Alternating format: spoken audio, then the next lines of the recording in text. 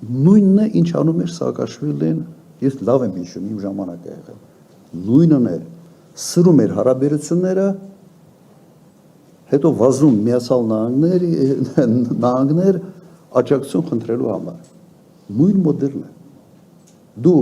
փորձում ես սրված հարաբերություններում մեկի գիրկը մտնել, թե դու փորձում ես այդ հարաբերությունների, այսպես ասենք, ոչ է խաչման կետում, այլ փնտրել այն քայլերը, ընտրել այն քայլերը, որոնք քեզ բերում են ոչ թե բախման կետում, այլ